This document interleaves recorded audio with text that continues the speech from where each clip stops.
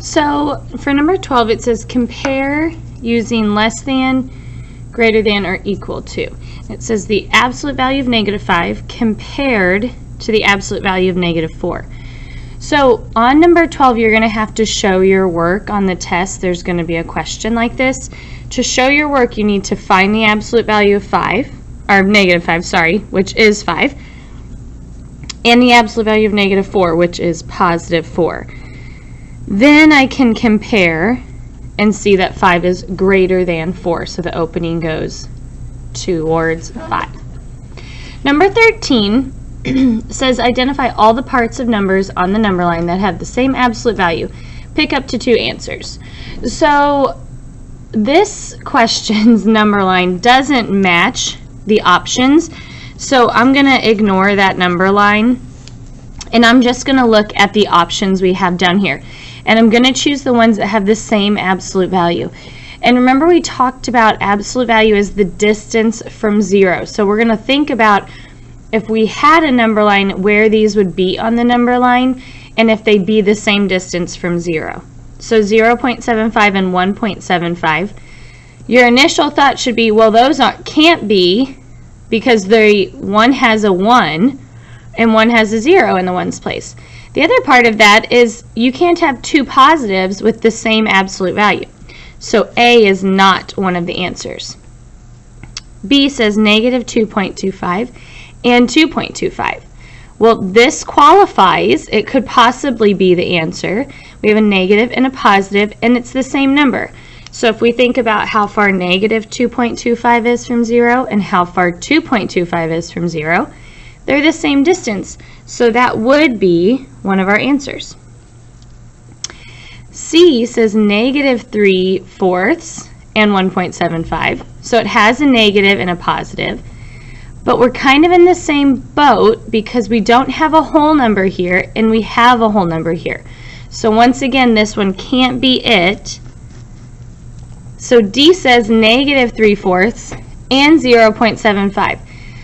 In order to know, we would need to convert 3/4 into a decimal because we have a negative and a positive, but we need to see if they're the same number just with a negative and positive. So I bring up my decimal point. 4 can't go into 3. 4 goes into 37 times. 7 times 4 is 28. I borrow. 10 minus 8 is 2. When I have a remainder, I add a 0 and bring it down. 4 goes into 25 times, and 4 times 20 is 20. So I have -0.75 and 0.75, which would qualify to have the same absolute value. All right, last one, number 14, says Mrs. Rustemeyer's students were surveyed on their favorite candy. 35% prefer Skittles, and 0.25% prefer Sour Patch Kids, and 2/5 prefer M&Ms. Order the candy from greatest to least. Show your work. So we're going to need to convert each of those into decimals. So my Skittles are 35%. Sour Patch is 0.25, and M&Ms are 2/5. So first, if I do Skittles, oops, sorry, I didn't realize you guys couldn't see that.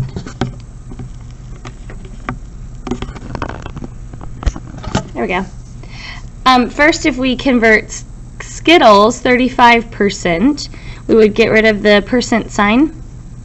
Our decimal point would go next to the 5, and we hop 2 places to the left and put a decimal point. So it would be 0.35. 0.25 is already in decimal form. And 2/5 we have to convert. So I'm going to convert down here. 2 goes on the inside, 5 goes on the outside, decimal point and 0. And we bring that decimal point up. 5 can't go into 2. 5 can go into 24 times. 5 times 4 is 20. Subtract and get 0.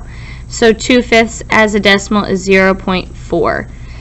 We know when we have a blank, we're going to add a 0 in there. So now I can compare to figure out the order from greatest. We're doing greatest to least. And remember, we're ordering the candy. So I start in my ones place, and they're all zeros. So I hop to the next place value. I have a 4, a 2, and a 3. So I'm just going to look to see what's the biggest.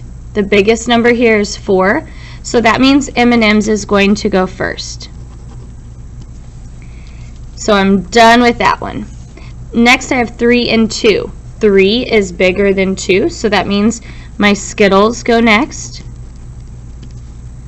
And then last is Sour Patch. And make sure that you have your answers in word form. So make sure you're answering with the candy.